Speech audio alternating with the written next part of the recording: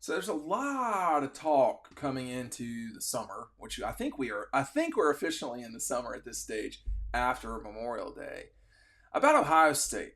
Okay, and look, just full disclosure here, and those of you who've been watching for a while know this. It is my opinion that if there's a threat to Georgia, it's Ohio State. But coming into the season, you know, why isn't it that Ohio State is going to be the betting favorite if these things are true? I'm going to read you what CBS wrote about Ohio State.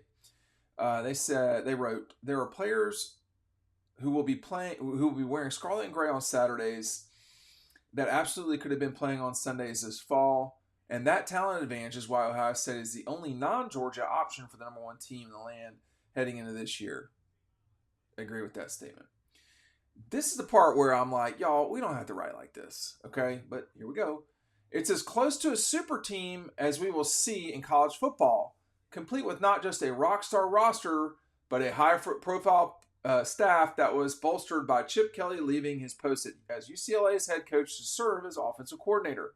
Given the effort to assemble this group and the expectations of winning it all, Ohio State is one of the most interesting teams in the country heading into 2024.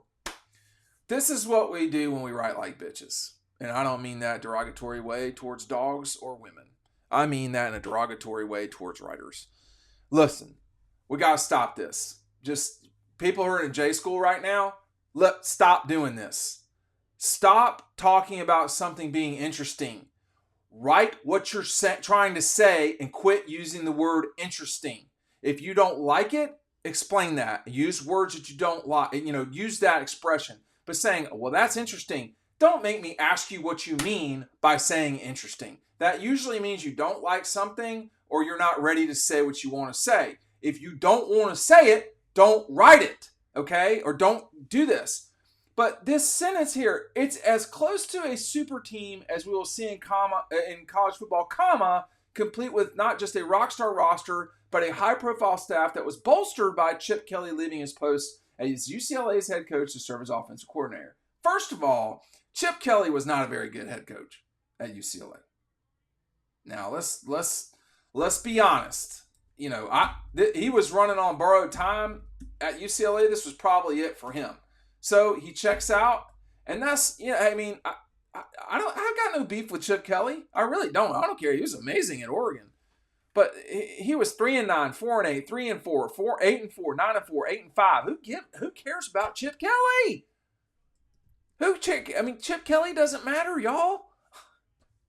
Now, he may be a really good offensive coordinator, but he wasn't a good head coach. He just was not a good head coach. And it had been, at Oregon, he lost 7 games in 4 years. That's pretty good. But everything else, it was a disaster. It was a disaster. He never won his division at UCLA.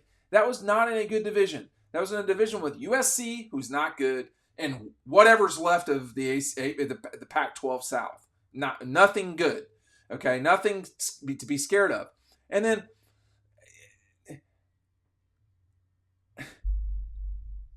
it's as close to a super team as we will see in college football.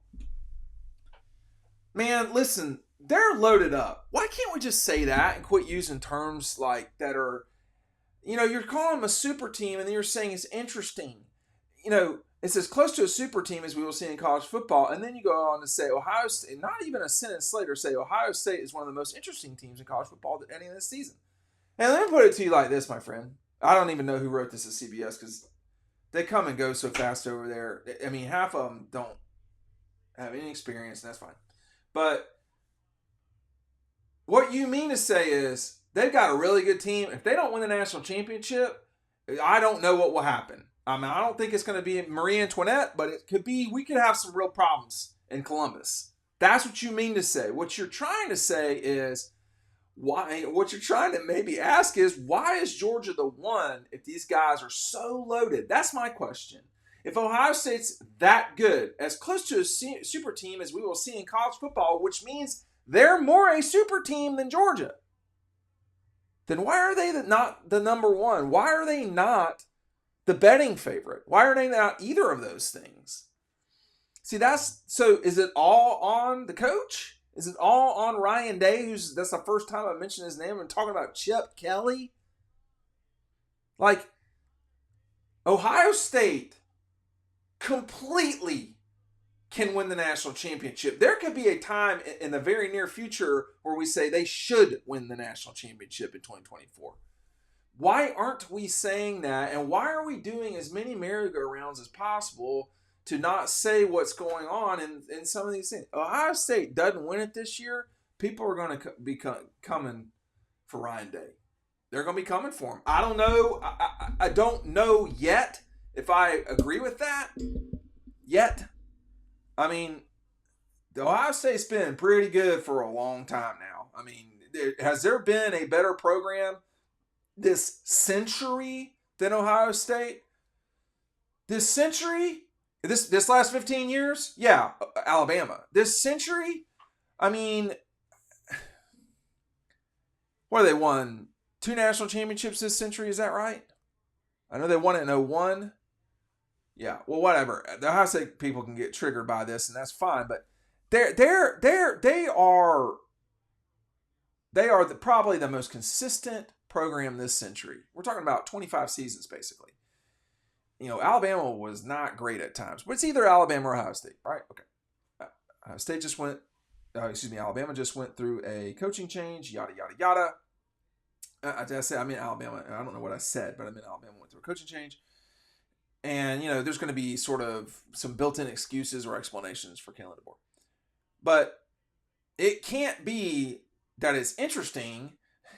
Interesting is such a cop-out word. Quit using interesting. Cut to the chase. If they don't win it, what's going to happen? You're speculating the entire time here. We all are.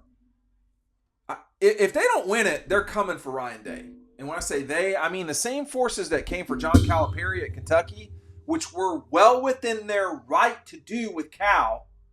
This is not a Cal situation, in my opinion, yet. But they were well within their right to come for Cal, because Cal wasn't getting it done. Cal was figuring out how to lose in ways that were unimpressive. And, frankly, these last 2 seasons, we've seen Ohio State fall on their face the last 2 games of each season. So, Ryan Day is exceptional until the last 2 games. Now, that's not going to continue forever. The guy's going to win a national championship, or he's going to be gone. It's black or white. It's not interesting. It's one of those 2 things. Now, is that interesting? I mean, they should win the national championship. Their problem is that the Southern schools have just been consistently better than them. Notice I didn't say the SEC. I mean, Clemson beat their skulls in one time in 16 when Urban was there. I mean, I thought that was going to be a real game. And then, I think Ohio State missed a chip-chop field goal, and then Clemson just whoop. And so you had that. Clemson beat them in a tight game when Justin was the quarterback at Ohio State. You got Alabama absolutely destroying them in 2020 after they destroyed Clemson. They got the Georgia game. They got Missouri beating their brains in. I don't know if Missouri's Southern or not. It's south of Ohio. But,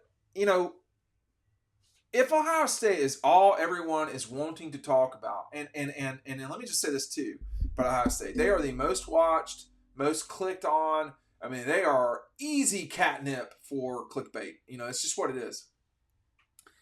So that may be why people write about them so much. I don't know. But it cannot be both. It cannot be that they are as close to a super team as we have in college football, and they're not number 1. Like there's something's missing here, and it's not. I mean, they have super players for sure. I don't know if they have a super team. I would quibble with that. At quarterback, let's just see how it goes. But make no mistake about it. From my viewpoint, if Georgia and Ohio State are not playing one another in the national championship game, something has happened. And that something may be Texas. That something, I guess, could be Alabama in theory. You don't know. But something has happened because they're the best 2 teams. Now, after that, yes, Texas is really good. Oregon is really good. Those 2 teams for sure. But if I don't think this is gonna happen, but if Ole Miss knocks you out and you're Ohio State, that's not good enough. Like that's not going to work. LSU, like to me, the only acceptable losses for them are Georgia, Ohio State, and Oregon. And I will allow Alabama just for posterity's sake, but I really wouldn't allow that either. I mean, Ohio State is a really good team. They have, for me, some questions. I wouldn't say it's a giant question at quarterback, but they have questions there for sure. They are not returning their starting quarterback like Georgia and Texas and Alabama and Ole Miss. So there's some stuff to work on, but it can't be that they're supposed to be number one and it can't be that they're as close to a super team as we'll see in college football. Like that's total hyperbole. That's ridiculous to talk about and write about. We don't even know what the quarterback is going to play like up there. He's a brand new quarterback. Come on, man. Come on. Like, come on. Like, and I know other people write like this. I try so hard not to write like this because it's insane to say Ohio State's as close to a super team as we'll see in college football, comma, and then some garbage about Chip Kelly. Given the effort to assemble this group and the expectations of winning it all, Ohio State is one of the most interesting teams in college football heading into 2024. That is one of the worst inning sentences. No.